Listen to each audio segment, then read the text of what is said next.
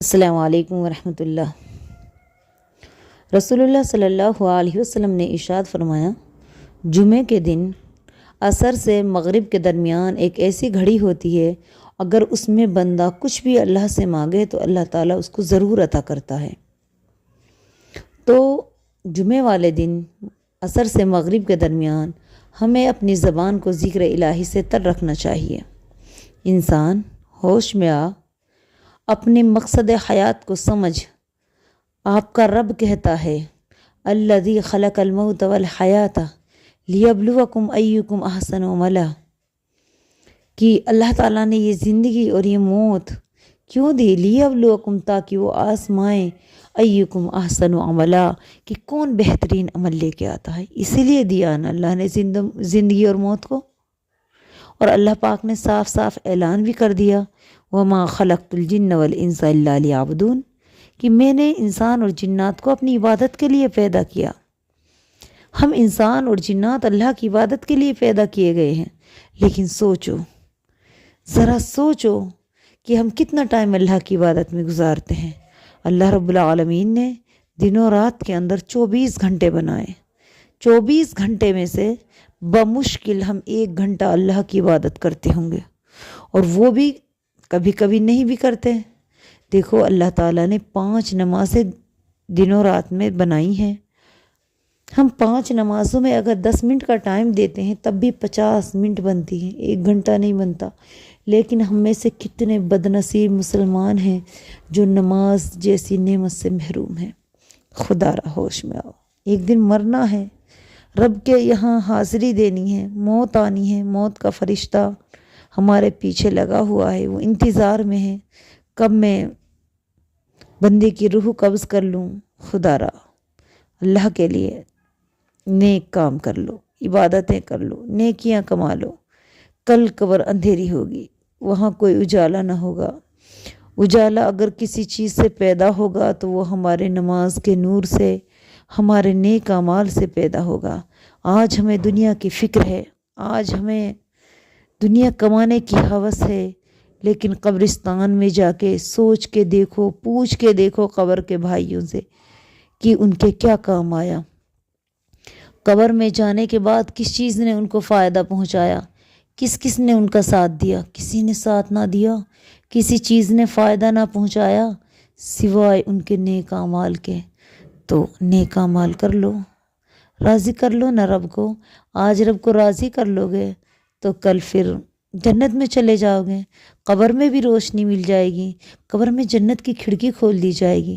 لیکن رب کو راضی نہ کیا نا تو بڑی پریشانیوں کا سامنا کرنا پڑے گا، بڑی مشکلات جھیلنی پڑیں گی۔ قبر اندھیری ہوگی، سانپ بچھوؤں کا گھر ہوگی، حد نگاہ انسان کے لیے عذاب ہوگی، اتنی تنگ کر دی جائے گی کہ انسان کی دائیں پسلیاں بائیں پسلیوں میں گھس جائیں گی۔ کس کو پکارو گے، کس کو آواز دو گے جب 70 سانپ آپ کے اوپر مسلط کر دیے جائیں گے؟ کون آئے گا آپ کی ان سانپوں سے مدد کرانے؟ کوئی نہیں آئے گا، اپنے آپ ہی جھیلنا پڑے گا، کوئی کسی کا نہ ہوگا۔ گھر والے دفن کر کے آ جائیں گے، رو دھو کے چپ ہو جائیں گے، لیکن اب ہم محشر تک اس کو بھگتتے رہیں گے۔ خدا را، اپنے رب کو راضی کر لو، دنیا کی فکر اپنے دلوں سے نکال دو، کچھ نیک عمل کر لو جو ہمارے لیے زیادہ سفر بن جائیں۔ ہماری منزل ابھی دور ہے، قبر ہی ہماری منزل آخری نہیں ہے، قبر سے اگلی منزلیں بھی مشکل ہو جائیں گی۔ اگر قبر میں مشکلات کا سامنا کیا تو پھر محشر میں اور بھی بڑی بڑی مشکلیں آئیں گی، پولیس راہ سے بھی گزرنا ہوگا، محشر کی تپش کو جھیلنا ہوگا، حوض کوثر سے بھی دھتکار دیے جائیں گے۔ لیکن اگر قبر میں سکون مل گیا نا تو پھر حوض کوثر کا ٹھنڈا ٹھنڈا پانی ملے گا۔ محشر میں ہمارے لیے آسانیاں ہوں گی، پولیس راہ سے بجلی کی طرح گزر جائیں گے۔ تو خدا را دنیا میں آنے کا مقصد جانو، سمجھو کہ رب نے کیوں بھیجا ہے، مقصد حیات انسان کا کیا ہے۔ یہی ہے نا کہ بندہ اللہ کی عبادت کرے، نیک اعمال لے کے دنیا سے آئے، اور پھر رب کے سامنے حاضر ہو تو رب اس کی مہمان نوازی کرے، اس کو اپنی جنتوں میں داخل کرے، اس کے لیے اپنا دیدار کرائے۔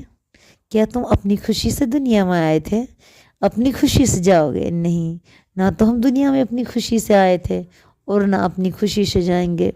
سچ ہے، لائی حیات آئے قضا لے چلی چلے، لائی حیات آئے قضا لے چلی چلے، اپنی خوشی نہ آئے نہ اپنی خوشی چلے۔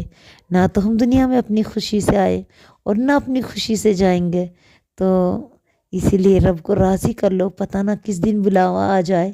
ہو سکتا ہے کہ اب بھی ہمارا کفن بازار میں موجود ہو سکتا ہے کہ اب قبرستان میں ہماری نہیں اگلی قبر بنائی جائے، یہ بھی ہو سکتا ہے کہ اب مسجدوں میں ہمارے جنازے کے اعلان کیے جائیں۔ تو پھر کیوں نہیں ہوش میں آتے، کیوں نہیں رب کو راضی کرتے، کیوں اپنے رب کو راضی کرنے کے لیے نیک اعمال کرتے؟ خدا را نیک اعمال کرو، اپنے رب کو راضی کر لو۔ میرے مسلمان بہن بھائیوں، میں کن الفاظ میں کہوں آپ کے سامنے کہ آپ نے رب سے اتنی دوری کیوں اختیار کر رکھی ہے؟ کیا وجہ ہے؟ کس بھروسے پہ گناہ کیے جا رہے ہو؟ آپ کو ڈر نہیں لگتا؟ ڈرو، رب کا خوف اپنے دلوں میں پیدا کرو۔ دیکھو ہماری قبریں ہمارا انتظار کر رہی ہیں۔ اللہ کے نبی نے فرمایا اگر انسان جنتی ہے نا تو اس کی قبر آواز لگاتی ہے، او اللہ کے نیک بندے، میں تیرا انتظار کر رہی ہوں، میں تیرے لیے دلہن کی طرح بنتی سجتی اور سنورتی ہوں، تو کب میرے اندر آئے گا؟ میں تجھ کو اتنا سکون دوں گی، اتنا آرام دوں گی کہ دنیا کی ساری تکلیفیں بھول جائے گا۔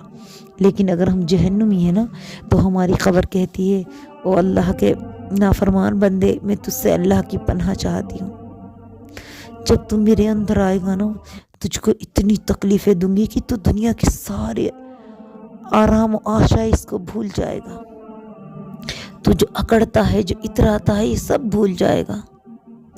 تو خدا را اپنی قبروں کی فکر کرو، جس کام کی تیاری کے لیے رب نے بھیجا اس کی تیاری کرو۔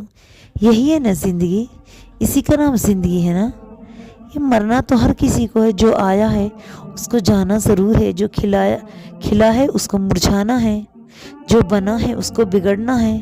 تو پھر کیوں تیاری نہیں کرتے؟ کیوں رب سے اتنی دوری اختیار کر رکھی ہے؟